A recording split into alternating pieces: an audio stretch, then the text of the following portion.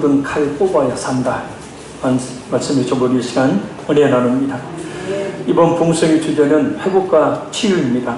지금은 좀 덜하지만 불과 10년 전에만 해도 한국교회에서 내적 치유가 활발하게 이루어졌었습니다. 내면에 자리 잡고 있는 이 상처, 아픔, 고통 등의 그 문제를 끄집어내어서 치유하는 겁니다.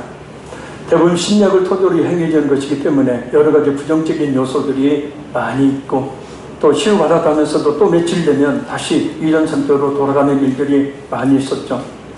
그러나 말씀을 통한 성령님의 강력한 역사하심으로 이루어지는 그 치유는 우리를 하여금 참된 마음의 치유를 받게 하는 줄로 믿습니다. 오늘 본문은 그러한 의미에서 우리의 마음과 영혼의 회복을 위한 말씀입니다. 정리하면 나 이외의 다른 사람들과 아픔과 상처를 주고받음으로 마음속에 품고 있는, 또 마음에 꽂혀있는 이 피 묻은 칼을 뽑아버려야 마음의 치유가 일어난다라는 겁니다. 할렐루야. 성령 하나님께서 역사해 주심으로 우리의 마음이 이 시간 깨끗하게 치유되는 귀한 시간이 되기를 간절히 소원합니다. 우리 21절 말씀 같이 읽겠습니다. 옛사람에게 말한 바 살인하지 말라. 누구든지 살인하면 심판을 받게 되리라 하였다는 것을 너희가 들었나니. 아멘.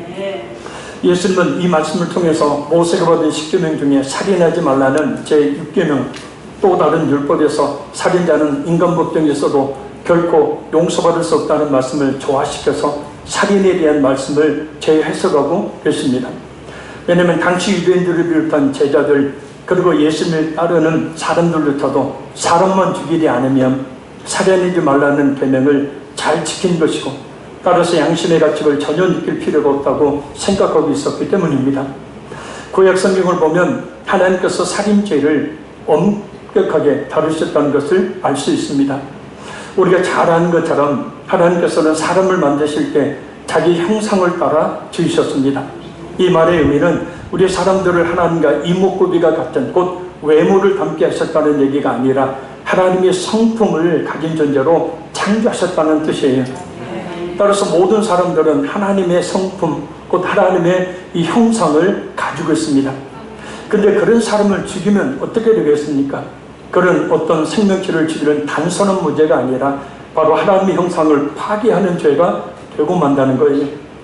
그래서 창세기 9장 6절로 보면 무릇 사람의 피를 흘리면 사람이 그 사람의 피도 흘릴 것이니 이는 하나님이 자기 형상대로 사람을 지으셨음이니라 라고 말씀하고 있습니다.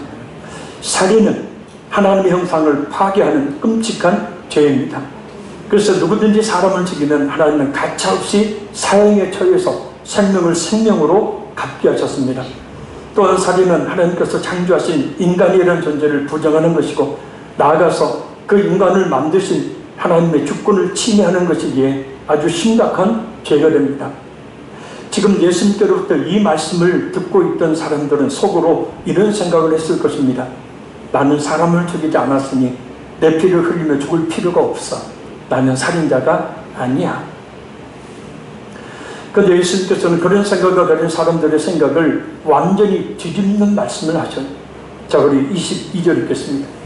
나는 너희에게 이르노니 형제에게 노하는 자마다 심판을 받게 되고, 형제를 대하여 나가라 하는 자는 공회에 잡혀가게 되고, 미련한 놈이라 하는 자는 지옥불에 들어가게 되리라. 아멘. 이 말씀을 예수님께서 살인에 대해서 새로운 해석을 하시는 말씀이에요. 사람을 죽이는 것뿐만 아니라 그 살인과 똑같은 살인이 있다는 거예요. 그럼 어떤 것이 살인입니까? 첫째는 형제에게 노하는 것이, 화를 내는 것이, 혈기를 부리는 것이 살인입니다. 다른 사람에게 화를 내는 것이 살인입니다. 헬라어를 보면 화를 낸다는 말은 크게 두 가지가 있습니다. 하나는 도모스라는 말이고, 하나는 오르게라는 말입니다. 이 도모스는 가랑잎이 활활 타오르다가도 금방 꺼지는 것처럼 기분이 나쁠 때 감정이 폭발해서 화를 냈다가 자기도 모르게 금방 식어버리는 것. 누구나 가지고 있는 그런 기질을 이야기하죠. 뒤끝이 없는 화. 그건 자기 생각이지만, 그런데 예수님께서 오늘 본문에 말씀하고 있는 것은 이 도모스도 도모스이지만 바로 오르게를 말씀하셔요. 왜냐하면 오르게는 어떤 사람의 잘못에 대해서 한번 화를 냈다가 그 화를 마음에 계속 담아두고 그것을 두고두고 키워가는 것을 말하기 때문입니다. 자신이 키우고 싶어서 키우는 것이 아니라 그 화를 가지고 있게 되어지면 그것이 상처나 아픔이 되어서 그게 자란다는 거예요. 그래서 이 오르기는 미움과 징후라는 것으로 결국은 성장하게 돼요. 그래서 어떻게 됩니까? 욕설이나 저주나 폭력을 나타내게 되죠. 그래서 예수님께서 말씀하신 이 오르기는 상대방에 대한 화를 마음에 쌓아두고 미움과 징후로 발전시키는 것을 이야기합니다. 한번 화를 냈는데 그것이 그 화의 대상이 되는 사람의 마음에 깊은 상처를 주어서 그 사람으로 하여금 밝은 인생을 살 수 없도록 만들어버린다는 거예요. 무심코 화를 낸 것이라 본인이 잘 몰라요. 근데 그 세상은 얼마나 큰 상처를 받는지 모릅니다. 무심코 길거리에 가다가 돌멩이를 발로 찼는데 길가에 있던 개구리가 그 돌에 맞아 직사합니다. 그 화의 대상 역시 화를 낸 사람이 상처를 받아서 평생 미움과 징후를 키워가면서 그것 때문에 바른 인생을 살지 못하게 되기에 살인이 되는 거예요. 할렐루야. 악플 때문에 연예인들이, 사람들이 자살을 하죠. 그러니까 자기는 그냥 나쁜 말 하나 한 거예요. 근데 그 사람에게는 그게 깊은 칼이 되는 거예요. 그래서 그를 찔러 쪼개는 거예요. 깊이 박힌 그 칼로 인하여서 결국은 견디지 못하고 스스로 목숨을 끊어버리는 거예요. 그런데 스스로 목숨을 끊지 않다 하더라도 그와 같은 일 때문에 결국은 칼이 박힌 채로 살아간다고요. 내 말과 내 행동 하나 때문에, 다른 사람의 말과 행동 하나 때문에 내 속에 시퍼런 칼이 박혀있는 채로 살아가게 된다고요. 그래서 살인이라고요. 이런 경우가 얼마나 많은지 몰라요. 절전히 형제에게 나가라 하는 것이 살인이에요. 이 나가라라는 말은 너 집에서 나가버려 라는 말이 아니라 원어를 보면 이 무가치한 놈, 살 가치가 없는 놈, 골빈놈이라는 뜻이에요. 그러니까 사람이 인격을 말살하는 말을 이야기하는 거예요. 너는 살 가치도 없어. 왜 살고 있냐? 나가 죽어버려. 차라리 내 앞에서 사라져. 이 아무 생각 없는 골빈놈.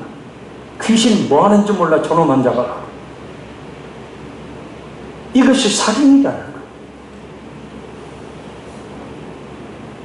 넓히면 온갖 욕설로 상대의 인격에 상처를 주고 아픔을 주는 것이 바로 살인이라는 거예요. 무심코 뱉은 내 말 한마디가 어떤 한 사람을, 특별히 자녀들의 심령에 죽음의 상태로 내몰아서 상처와 아픔을 간직한 인격자로 살아가게 만든다는 거예요. 살인이에요. 서전히 형제에게 미련한 놈이라고 하는 것, 이 미련한 놈이라는 말은 하나님을 모르는 놈이다 라는 욕으로 사용되기도 하지만 말 그대로 공부도 못한 미련한 놈이라는 뜻이에요. 에이그 이 미련 곰탱이 같은 놈, 어떻게 그 머리로 세상을 사냐? 너도 사람이냐? 네 애미를 닮아서 그러냐? 네 애비를 닮아서 그러냐? 왜 이렇게 머리가 안 돌아가냐? 이렇게 인격을 모독함으로 짓밟는 것이 살인이라고요. 아멘 하세요. 여기서 현재는 나 이외의 다른 사람들이, 가족, 부부, 형제, 자녀, 성도들, 다른 사람에서 마음속에 분노를 갖고 있는 자체가 살인행위요, 그 말씀에 분노를 담아 인격을 모독하는 욕설과 저주를 하는 것도 살인이라는 예수님의 말씀입니다. 요한일서 3장 15절입니다. 그 형제를 미워하는 자마다 살인하는 자니 살인하는 자마다 영생이 그 속에 거하지 아니하는 것을 너희가 아는 나라. 아멘. 미움이 뭐죠? 미움의 뜻이 뭐예요? 말과 행동이 못마땅함. 미움 큰 게 아니에요. 그 사람의 말과 행동이 못마땅해요. 싫어요. 그게 미움이라고. 그래서 모든 살인은 미움에서 시작됩니다. 인격을 무시하고 모독하는 작은 행동들이, 특히 말로 인해 마음에 상처를 주고 상처를 받는 것들이 또한 오해로 인해서 발생한 말 한마디가 마음속에서 자라게 되면 미움이 돼요. 그래서 미움은 살인의 종자가 됩니다. 그리고 그것이 다르면 언제든지 한꺼번에 놀라운 폭발을 일으키기에 악한 막연한 사람들, 특히 누구보다도 서로 사랑해야 되는 가족들, 성도들 사이에 작은 상처와 오해와 불신으로 이런 미움의 싹을 틔우게 만듭니다. 그러니 그 종자가 싹을 틔우고 열매를 맺기 전에 뿌리채 뽑아버려야 합니다. 할렐루야. 어떤 순간순간 막 화가 나죠. 혈기를 부르게 되죠. 왜 그런지 아세요? 그 속에 분이 있기 때문에. 그 속에 오랫동안 묵혀뒀던 분이 내 생각과 내 뜻대로 내 앞에 있는 사람이 말과 행동을 하지 않을 때 그것이 불쑥 혈기로 튀어나오는 거예요. 그것이 화로 나오는 거예요. 그게. 심리학자들의 말에 의하면 오늘날 전체 80% 정도의 부부가 마음에 숨겨놓거나 쌓아놓고 있는 분노 때문에 문제를 서로 일으킨다고 합니다. 미국의 어느 상담가가 부부 문제를 상담하며 부부의 이야기들을 한참 듣고 있었습니다. 근데 듣다 보니 도대체 문제의 핵심이 무엇인지 종잡을 수가 없었다고 합니다. 그럴 때 마음속에 가만히 숨겨놓고 있는 분노가 있는지를 체크하면 거의 100% 적중한다고 해요. 그러니까 마음속에 분노가 있으면서도 분노가 없는 것처럼 감추고 사는 거예요, 부부가. 거의 모든 불협화음을 일으키는 대인관계라는 문제의 뿌리가 바로 서로에 대한 분노에 있다는 것입니다. 부부가 서로를 향해 속으로 감추고 있는 분노가 있어요. 부모가 자식을 향해, 자식이 부모를 향해 감추고 있는 분노가 있습니다. 성도들 사이도 마찬가지. 그래서 예수님께서 지적하신 대로 화를 내고 미워하고 욕설이나 저주를 하며 그렇게 살인을 하며 그렇게 칼로 상대의 마음을 깊이 찔러대며 하루에도 몇 번씩 서로를 그렇게 시퍼런 칼로 찌르며 아무 일이 없다는 듯이 살아. 마음에 칼을 품고 또 칼이 꽂힌 채로 말이야. 우리는 얼마든지 마음의 살인과 다름없는 미움을 간직한 채 가족들과 또 여러 사람들과 화목한 척 지낼 수 있습니다. 같이 예배를 드리고 같이 기도도 하고 같은 자리에서 서로 쳐다보고 웃을 수도 있고 같은 공간 안에서 활동할 수도 있습니다. 그래서 이 마음의 죄가 무서운 거예요. 문제는 이 미움이라는 것이 살인일 뿐만 아니라 치명적인 독소가 된다는 거예요. 뭐요? 몸의 건강까지도 완전히 잃어버리게 만든다는 거예요. 마음의 근심은 뼈를 상하게 합니다. 그러니까 마음에 있는 그 상처와 고통이라는 것은 뼈를 상하게, 건강을 심각하게 해쳐버린다는 거예요. 마음과 영혼을 황폐화시키네. 그래서 예를 들면 아이들이 자꾸 아이들에게 그렇게 저주를 퍼붓고 욕을 하고 니는 밤탱이 같은 놈이라고 그렇게 이야기하면 할 때 그 아이들은 자신의 인생을 살질 못해 수동적인 인생을 살아요. 무슨 얘기예요? 조금이라도 잘못하면 또 화를 내는 부모로부터 그 말의 칼로 찔릴까봐 아무것도 못하고 가만히 있어요. 시키는 대로만 하는 거예요. 이거 하라면 이거 하고 저거 하면 저거. 자유의지가 없어요. 왜요? 또 이러다 좀 잘못하면 또 뭐라고 하니까. 그 아이의 인생을 망치는 거잖아요.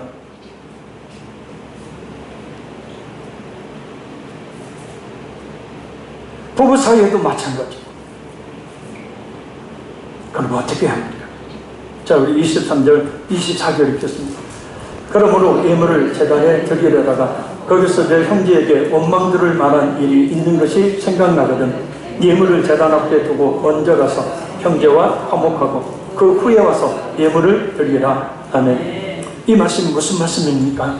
미움과 증오를 버리지 않으면 따라합니다. 하나님과의 관계가 막힌다.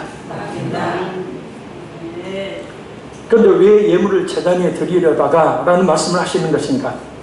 레위기 2장 13절입니다. 내 모든 소재물에 소금을 치라. 내 하나님의 언약의 소금을 네 소재에 빼지 못할지니 내 모든 예물에 소금을 드릴지니라.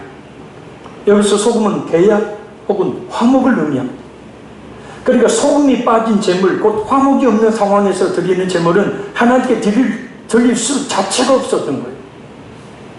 따라서 제물을 드리려다가 소금이 빠져 있는 제물을 제단 앞에 두고 가서 소금을 가지고 와야 하듯이 하나님께 예배를 드리려다가 하나님께 기도를 하려다가 내 잘못으로 인해 원망들을 만한 일이 생각나면 먼저 가서 형제와 화목해야 한다는 뜻이에요. 아멘. 마가복음 10장 25절에 서서 기도할 때 아무에게나 혐의가 있거든 용서하라. 그리하여 하늘에 계신 너희 아버지께서도 너희의 허물을 사하여 주시리라. 그러니까 용서하지 않으면 하나님의 용서를 받을 수 없다는 거예요. 마태복음 6장 14절 15절 말씀입니다. 너희가 사람이 잘못을 용서하면 너희 하늘 아버지께서도 너희 잘못을 용서하시려니와 너희가 사람의 잘못을 용서하지 아니하면 너희 아버지께서도 너희 잘못을 용서하지 아니하시리라. 그럼 왜 하나님을 향해 그런 미움을 가진 것도 아닌데 하나님께서는 사람을 미워하는 마음을 가지고 드리는 예배 자체를, 기도 자체를, 예물 자체를 받지 않으실까? 그것은 형제에 대한 범죄, 특히 형제의 마음을 상하게 하는 것은 곧 하나님께 대한 범죄가 되기 때문입니다. 고린도전서 8장 11절 말씀입니다. 이같이 너희가 형제에게 죄를 범하여 그 약한 양심을 상하게 하는 것이 곧 그리스도에게 죄를 짓는 것입니다.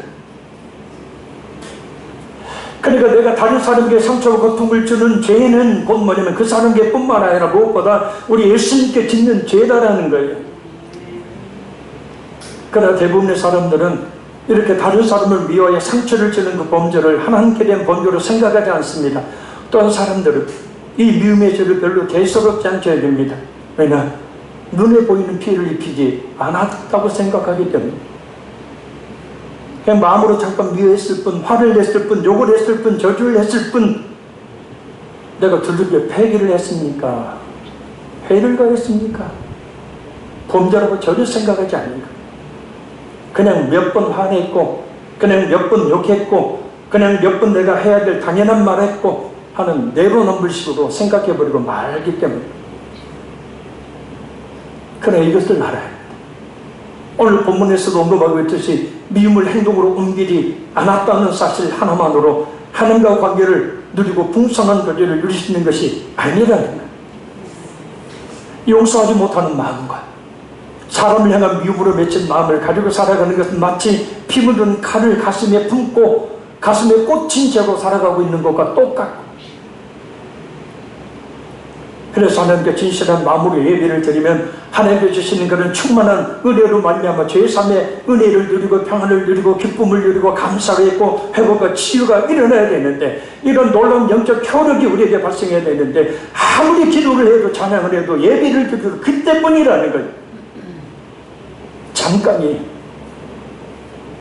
잠깐 그 마음에 꽂힌 칼 잠깐은 덮어두는 거예요. 은혜 받았다 해도 오래가지를 못해요. 부흥성회를 통해 깨닫고 아이들에게 가족들에게 성도들에게 용서를 구합니다. 그런데 반복해서 상처를 주는 말과 행동을 또 하게 되는 그래서 또 칼을 꽂고 또 칼을 찔림을 받는 그런 상처로 살아요. 왜 그럴까? 종교개혁자 칼빈이 말합니다.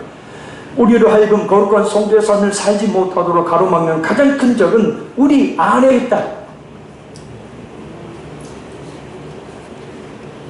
그래서 오늘 본문에서 우리 예수님께서 언급하셨던 우리 안에 있는 마음의 죄를 해결해야 합니다. 근본적인 변화가 일어나야 돼요.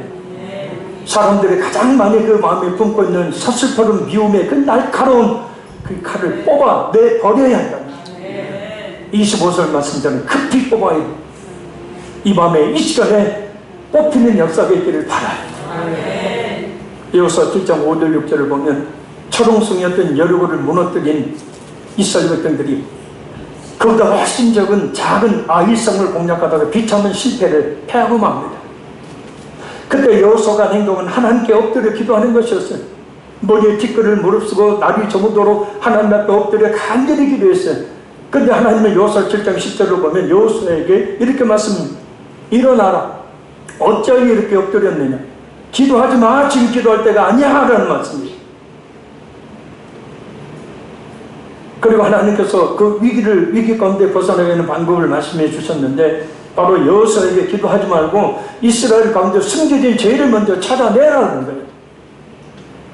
할렐루야. 당연히 정복할 수 있을 것으로 알았던 아이성을 정복하지 못한 원인은 은밀하게 이스라엘 안에 숨겨진 죄 때문이었다는 말씀입니다.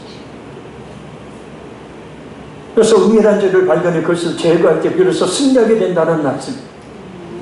그래서 아간을 잡아다가 그 일족과 함께 죽이자 승리하게 되죠. 우리 마음속에 숨겨져 있는 죄를 발견해 그것을 제거하는 것이 그래서 우리에게 있어서 가장 급한 문제가 되어지고, 그랬을 때 진정한 하나님의 은혜가 우리 가운데 임하게 되어지고 그 은혜를 누리는 삶을 살아가게 된다. 그 피 묻은 칼을 뽑아내는 것이 하나님의 축복을 받게 하는 비결이 됩니다. 마음의 건강을 회복함으로 육체의 건강을 회복하는 비결이 된다는 거예요. 그래서 예수님이 뭐라고 말씀합니까? 우리 25절 26절 읽겠습니다. 너를 고발한 자와 함께 길에 있을 때 급히 사화하라. 그 고발하는 자가 너를 재판관에게 내어주고 재판관이 옥리에게 내어주어 옥에 가둘까 염려하라. 진실로 네게 이르노니 네가 한 푼이라도 남김이 없이 다 갚기 전에는 결코 거기서 나오지 못하리라. 아멘. 급히 사화하라. 미루지 말라. 어떤 분들이 인해 서로 미워하고 분노하고 대적하는 관계가 됐어요. 그래서 소송을 걸었습니다. 재판이 열리는 날 두 사람의 재판정에 가다가 만났습니다. 그러면 법정에 서기 전에 먼저 화해하라는 말씀 기억해야 합니다. 그 문제를 해결하지 않으면 네가 한 푼이라도 남김없이 다 갚기 전에는 결단코 거기서 나오지 못하리라. 그러니까 이 말씀은 감옥과 같은 영혼의 곤고와 눌림에서 벗어나지 못한다는 뜻이에요. 용서해야 합니다. 그런데 사람들 용서하지 못하는 이유가 있죠. 그래서 흔히 자존심 때문이라고 말하자면 자존심 때문이 아니에요. 그래서 상처받는 고통 속에 가지게 된 유일한 위로를 잃어버리기 때문에 대부분의 사람들은 자신에게 상처를 준 사람을 떠올리며 그를 증오합니다. 그런데 나 홀로 그렇게 증오를 하는 그 시간이 참 희한하게도 위안을 얻게 만들고 원망하면서도 마음속으로 안정감을 느끼게 하는 일면 카타르시스 정화작용이 일어나게 되어져요. 그래서 하나님 앞에 잘못된 삶을 사는 것도 하나님 앞에 더 가까이 나아가지 못하는 것도 자신 때문이 아니라 나에게 상처를 준 그 사람 때문이 그런 위안을 받아요. 그런데 용서하면 그것을 잃어버리게 됩니다. 불쌍한 자신과 자신의 삶 그것을 떠올리며 눈물을 흘리며 스스로를 위안하는 희한한 카타르시스를 누리며 살아요.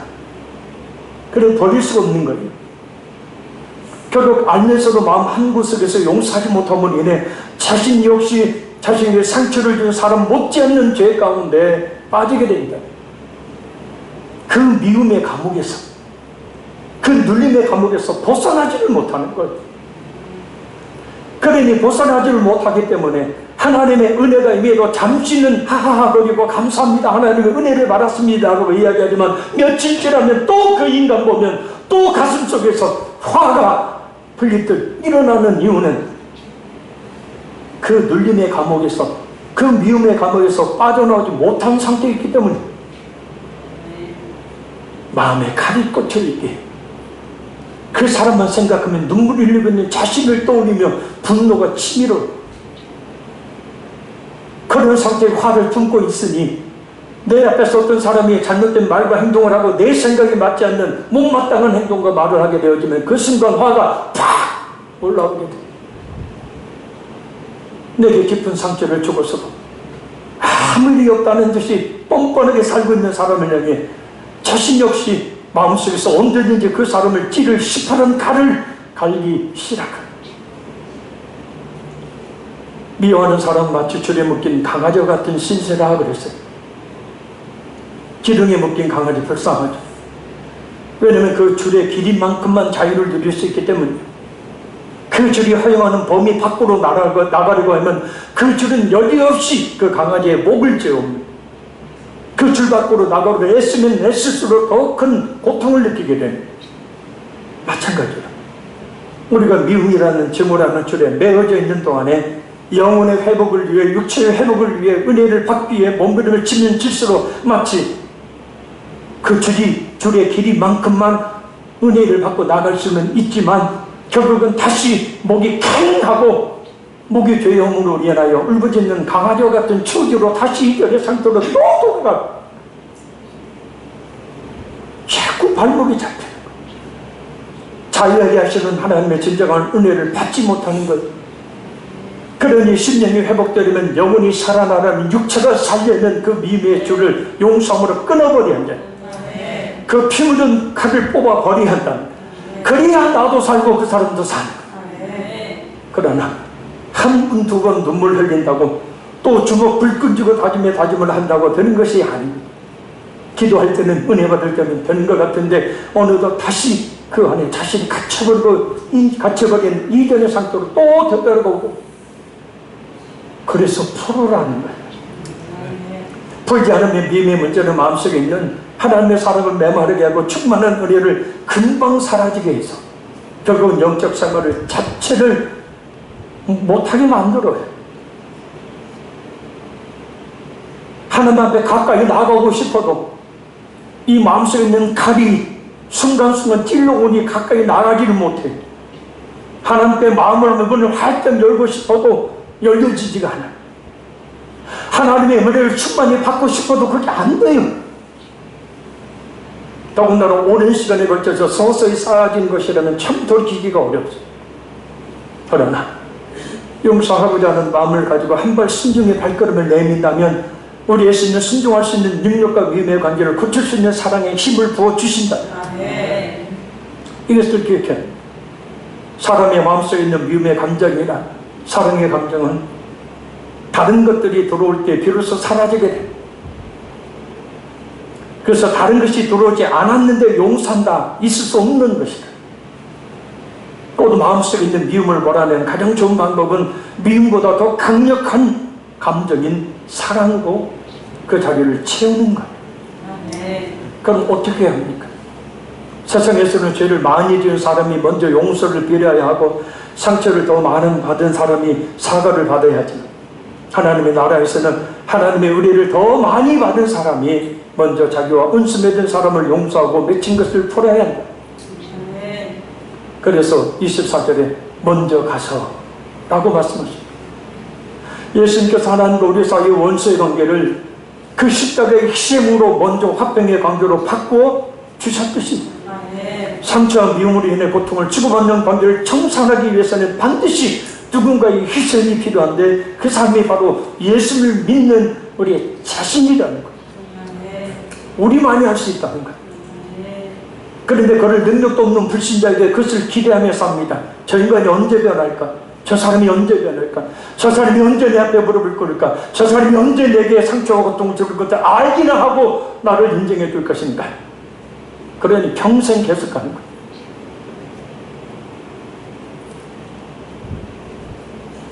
자신의 상처를 주고 고통을 준 사람을 용서하는 것은 정말 힘든 일이었습니다.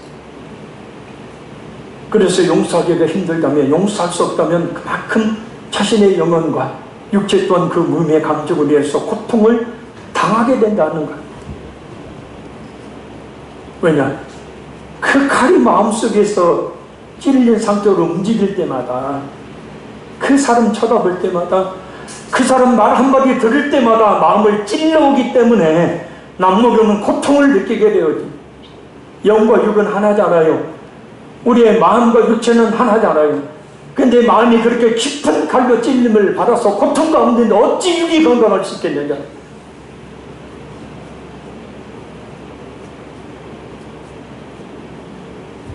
그러나 예수님께서 우리 모든 그 많고 부끄러운 용서받지 못할 줄을 묻지 아니하시고 용서해 주셨음을 우리가 믿는다면 얼마든지 용서할 수 있죠.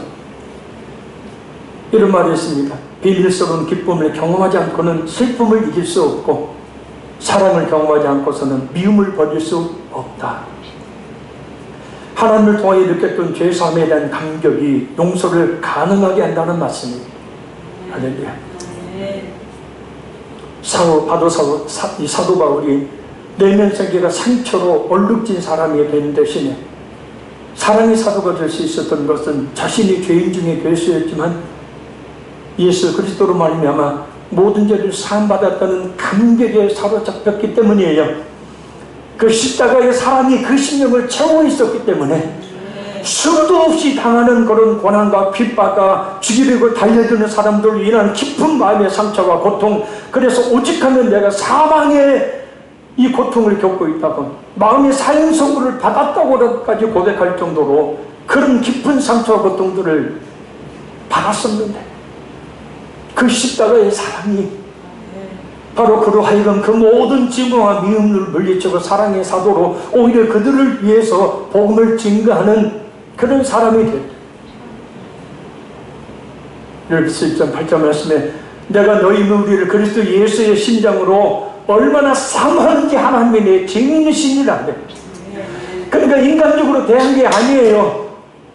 바로 바울 사도는 그 사람들을 말입니다. 예수님의 심장으로 대했다는 거예요. 예수님의 열정, 예수님의 십자가의 사랑으로 대했다는 거예요. 우리들도 얼마든지 그렇게 할 수 있어요. 왜냐, 그 사랑이 우리 마음에 있기 때문에. 로마서 5장 5절입니다. 소망이 우리를 부끄럽게 하지 아니함은 하나님이 우리에게 주신 성령으로 말미암아 하나님의 사랑이 우리 마음에 부은 바 됨이니. 그러니까 그 십자가의 사랑이 우리 마음에 부어져 있으니 누구든지 사랑할 수 있는 사람이 되어야 한다는 것이고, 그렇게 사랑할 수 있다는 뜻이에요. 그래서 우리가 성령으로 말미암아 그것을 알고 사랑해야 되고, 그래서 성령 하나님께서 강력하게 임하여 주시면 성령의 첫째 열매가 사랑이잖아요. 사랑할 수 있게 되어진다. 할렐루야. 불쌍하잖아요. 이거 잊지 마세요. 내게 상처와 고통을 주었던 사람들, 에베소서 2장에 있는 말씀처럼 불순종의 아들들 가운데 역사하는 영이라.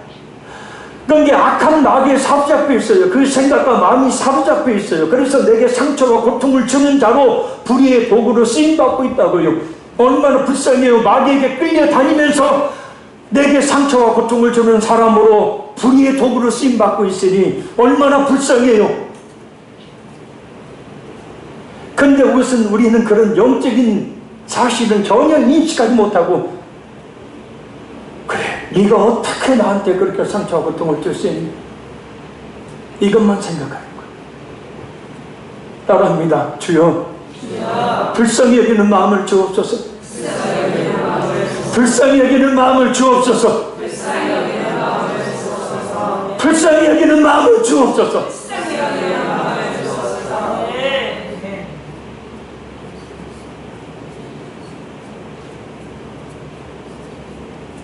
나는 어때요?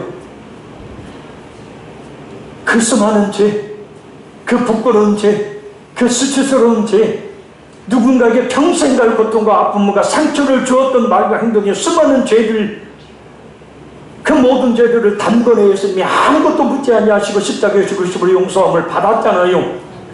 그렇다면 그 예수님을 믿는 믿음이 우리에게 있다면, 그 십자가의 사랑이 우리에게 있다면 우리도 얼마든지 용서해야 된다.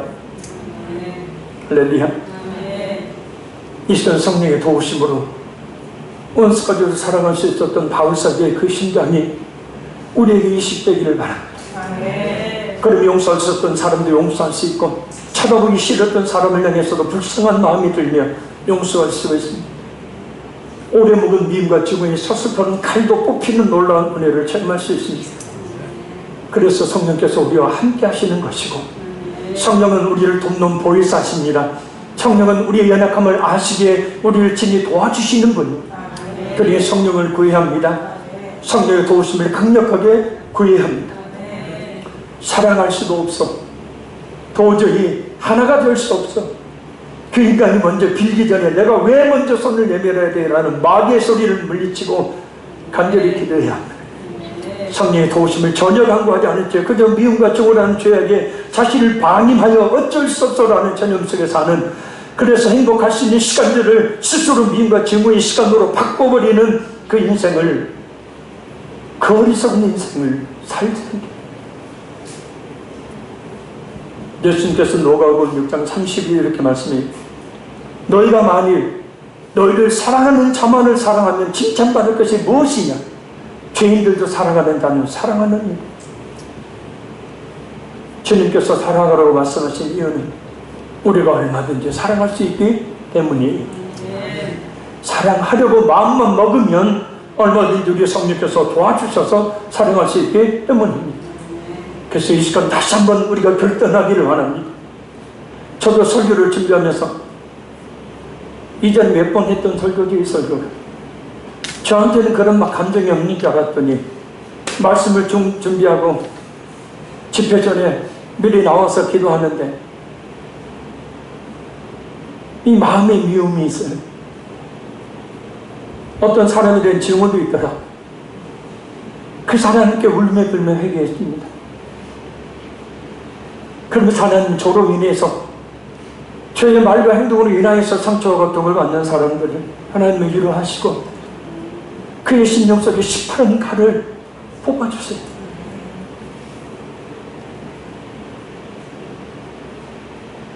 혹시 용서를 받아야 될 사람, 용서해야 될 사람이 지금 이 자리에 없습니까? 아니면 멀리 있습니까? 아니면 혹시 이 세상에 존재하지 않는 사람입니까? 오망을 들을 만한 일을 만나 직접 풀어버리면 좋겠지만 그렇지 않도록 이 시간 진솔을 용서의 내로 충만해지고 우리의 마음을 만져주시는 성령 하나님의 도우심을 구해야 될 줄로 믿습니다. 그거는 내 마음속에 마음껏 휘둘렸던 미움과 증오의 그 사슬프런 그 피를 묻히기 좋아하는 칼을 뽑아내버리고 사랑해야 합니다.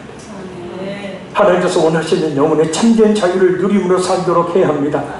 그래서 날마다 은혜의 성령의 붙듦을 받는 진정한 행복한 삶, 몸과 마음이 건강히 있는 복을 받는 삶을 살아야 합니다. 이 시간은 이렇게 우리 기도 제목으로 우리 기도하겠습니다. 성령님, 이 시간 제 마음을 만져주세요.